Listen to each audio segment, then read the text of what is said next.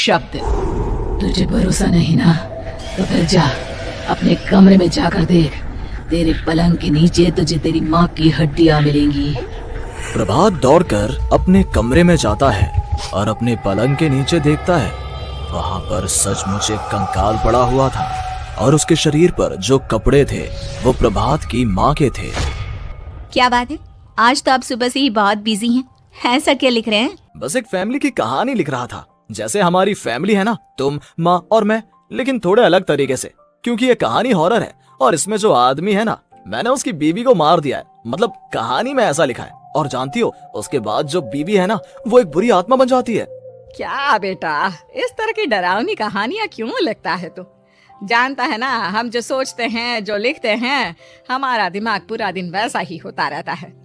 माँ, परेशान होने वाली क्या बात है? राइटर हूँ मैं, मेरा तो काम है कहानियां लिखना। और वैसे भी ये सिर्फ एक कहानी है माँ, कोई सच नहीं है। उसके बाद कुछ दिन बीत जाते हैं। एक रात प्रभात को अपने ऑफिस से लौटने में देरी हो जाती है। रात के लगभग 12 बजे हुए थे। प्रभात जैसे ही अपने घर पहुंचता है, उसने देखा कि उसकी पत्नी दुर्गा डाइनिंग टेबल पर उसका इंतजार कर रही है। आ गए आप? कब से आपका इंतजार कर रही थी। देखिए ना, खाना भी ठंडा हो गया है। अरे दुर्गा, आज तुमने अपने इतने लंबे लंबे बालों को खोलकर क्यों रखा है? तुम तो हमेशा अपने बाल बांध कर रखती हो। वो क्या है ना प्रभात, जब इंसान अपनी जिंदगी से मुक्त हो जाता है ना, तो उसे दूसरे सारे बंधन खोल देने चाहिए। इसलिए मैंने अपने बालों के बंधन भी खोल दिए। ये तुम किस तरह की बातें कर रही हो? तुम ठीक तो हो? मैं बिल्कुल ठीक हूँ प्रभात। अच्छा चलो खाना खाओ। वो क्या है ना दुर्गा, मुझे भूख नहीं है। ऑफिस में कुछ खा लिया था। कोई बात नहीं, मैं तुम्हारे लिए एप्पल काट देती हूँ, एप्पल खा लो। नहीं दुर्गा, मुझे नहीं खाना है, मेरा मन नहीं है यार। तभी अचानक से दुर्गा अपने हाथ में एक बड़ा सा चाकू लेकर प्रभात पर हमला कर देती है। प्रभात अपने आप को बचाने की कोशिश करता है। आज मैं तुझे नहीं छोड़ूंगी, तुझे अपने साथ लेकर जाऊंगी अपनी दुनिया में। ये क्या बोल रही हो तुम? तुम्हारा दिमाग खराब हो गया है। आखिर तुम हो कौन? दुर्गा अपनी गर्दन टेढ़ी करते हुए बोलती है। मैं दुर्गा हूँ, तुम्हारी पत्नी। ध्यान से देखो मेरी आंखों में।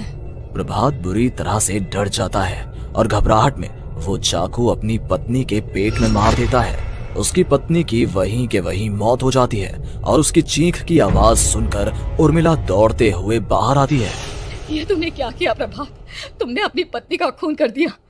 लेकिन तू तो उसे बहुत प्यार करता था बेटा। तूने बहू को क्यों मार डाला? माँ, ये आपकी बहू नहीं थी, इसके अंदर कोई बुरी आत्मा घुसाई थी। मैं नहीं जानता ये सब कैसे हो गया, लेकिन वो मुझ पर हमला कर रही थी, मुझे मारने की कोशिश कर रही थी। माँ, मैंने कुछ नहीं किया। ये तूने क्या कर दिया बेटा? दुर्गा ने मुझे कहा था कि वो तेरी कहानी को उस कैरेक्टर की तरह एक्टिंग करके तुझे डराने की कोशिश करेगी। अरे वो तो तेरे साथ मजाक कर रही थी। हे भगवान, ये क्या हो गया? इसका मतलब दुर्गा। लेकिन माँ, मैंने जो कहानी लिखी थी उसमें भी ऐसा ही हुआ था। उस औरत ने अपने पति के साथ मजाक किया और गलती से उसके पति ने उसके पेट में चाकू मार दिया। मेरी कहानी सच कैसे हो सकती है? माँ, मुझे बहुत डर लग रहा है। अब ये सोच, दुर्गा की लाश का क्या करें हम? अगर गलती से भी ये बात बाहर फैल गई ना, तो तुझे पूरी जिंदगी जेल की सलाखों के पीछे रहना पड़ेगा। एक काम करते हैं माँ, हम घर के पीछे वाले बगीचे में उसकी लाश को दबा देते हैं। अगर कोई पूछेगा तो कह देंगे कि उर्मिला अपने मायके गई और फिर एक दिन हम भी अचानक यहाँ से कहीं दूर चले जाएंगे। कोई नहीं आएगा हमें पूछने, कोई नहीं आएगा माँ, बाद में जो होगा हम देख लेंगे। प्रभात अपनी माँ उर्मिला की मदद से दुर्गा की लाश को अपने घर के बगीचे में गाड़ देता है। कुछ दिन तो ऐसे ही बीत जाते हैं, लेकिन एक दिन अचानक रसोई से आ रही कुछ आवाजें सुनकर प्रभात की नींद खुलती है। प्रभात ने देखा कि वहां पर एक लंबे बालों वाली औरत दूसरी तरफ चेहरा करके खड़ी हुई थी। कौन है? कौन है वहां पर? अरे कौन हो तुम? मैं दुर्गा हूँ प्रभात। क्या हुआ? मुझसे इस तरह के सवाल क्यों कर रहे हो तुम? तुम दुर्गा नहीं हो सकती। दुर्गा तो... प्रभात, मैं तुम्हारी पत्नी हूँ, तुम मुझे कैसे भूल सकते हो? 4 दिन के लिए मायके क्या चली गई? तुम तो मुझे भूल ही गए। अब अगली बार ना मैं कहीं नहीं जाऊंगी। पता चला तुमने तो मुझे पहचानने से ही इनकार कर दिया। नहीं, तुम दुर्गा नहीं हो सकती। तुम दुर्गा हो ही नहीं सकती। मैं जानता हूँ ये सब क्या हो रहा है। मैंने अपनी कहानी में लिखा था कि उस आदमी की पत्नी की मौत के बाद एक बुरी आत्मा उसका रूप लेकर उसके घर में आ जाती है। तुम वही हो ना? और अचानक से खूबसूरत दुर्गा का चेहरा काला पड़ जाता है। उसकी आंखें लाल हो जाती हैं और पूरे शरीर पर बाल, लंबे नुकीले नाखून, उसके दोनों पैर उल्टे हो जाते हैं और बेहद डरावनी आवाज में वो चिल्लाकर कहती है, बुरी आत्मा, मेरा खून करके मुझे अपने ही घर में गाड़ कर तू मुझे बुरी आत्मा कह रहा है? मैं तुझे छोड़ूंगी नहीं। और अचानक से प्रभात के घर में बेहद डरावनी आवाजें गूंजने लगती हैं। घर में चारों तरफ बहुत सारी बुरी आत्माएं नजर आने लगती हैं। प्रभात घबरा कर अपनी माँ को आवाज देता है, माँ कहाँ है आप? जल्दी आइए माँ, देखिए ना ये सब क्या हो रहा है। प्रभात ने देखा कि अचानक से उसकी माँ कमरे से दौड़ कर आती है। क्या हुआ प्रभात? और ये लोग कौन है? इन सब की गर्दन टेढ़ी क्यों है? इनके बाल खुले हुए। हाँ प्रभात, ये सब लोग तो मुझे मरे हुए नजर आ रहे हैं। हाँ माँ, ये सब लोग मरे हुए ही हैं और ये ठीक वैसा ही हो रहा है जैसा मेरी कहानी में हुआ था। लेकिन मेरी कहानी के हिसाब से तो आप भी। अचानक से उर्मिला का रूप बदल जाता है। वो भी एक डरावने साए की तरह बन जाती है और बेहद डरावनी आवाज में चिल्ला चिल्ला कर कहती है, मर गई तेरी माँ। जानता है, कल रात जब तू सो रहा था ना, तो मैंने उसके शरीर का सारा खून पी लिया। अब बस हड्डियां बची है उसके शरीर में। नहीं, ऐसा नहीं हो सकता, ऐसा बिल्कुल नहीं हो सकता। मेरी माँ नहीं मर सकती। तुझे भरोसा नहीं ना? तो फिर जा, अपने कमरे में जाकर देख। तेरे पलंग के नीचे तुझे तेरी माँ की हड्डियां मिलेंगी। प्रभात दौड़कर अपने कमरे में जाता है और अपने पलंग के नीचे देखता है। वहां पर सचमुच एक कंकाल पड़ा हुआ था और उसके शरीर पर जो कपड़े थे वो प्रभात की माँ के थे।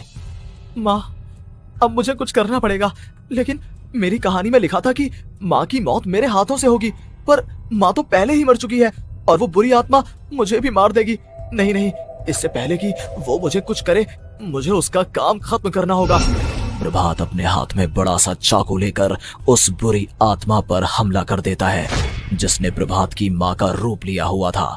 और अगले ही पल वो नीचे गिर जाती है और उसके शरीर से खून बहने लगता है। ऐसा नहीं हो सकता, एक बुरी आत्मा के शरीर में तो खून होता ही नहीं है। तो क्या सच में मैंने अपनी माँ को मार दिया?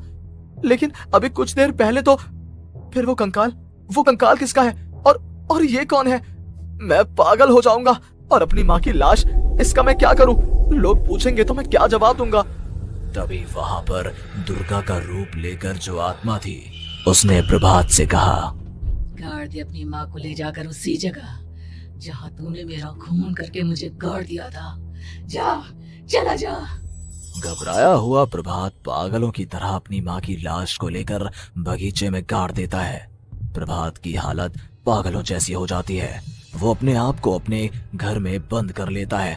कहानी के हिसाब से तो आगे ये हुआ था कि कहानी लिखने वाले ने उन बुरी आत्माओं से डरकर आत्महत्या कर ली थी। तो क्या मैं भी मर जाऊंगा? क्या मैं भी आत्महत्या कर लूंगा? एक काम करता हूँ, मैं अपनी कहानी का अंत बदल देता हूँ। हाँ, ये मैंने पहले क्यों नहीं सोचा। मैं लिख दूंगा कि कहानी को लिखने वाला आत्महत्या नहीं करता, बल्कि कहीं दूर जाकर नए सिरे से अपनी जिंदगी शुरू करता है। यही सोचकर प्रभात ने अपनी लिखी हुई कहानी को बाहर निकाला और उसे पढ़ना शुरू किया। ये देखकर वो हैरान रह गया कि कहानी का क्लाइमैक्स तो किसी ने पहले ही बदल दिया था। ये क्या? इसमें तो लिखा हुआ है कि आखिर में उस लेखक की पत्नी और माँ दोनों बगीचे में जिंदा दफन थे।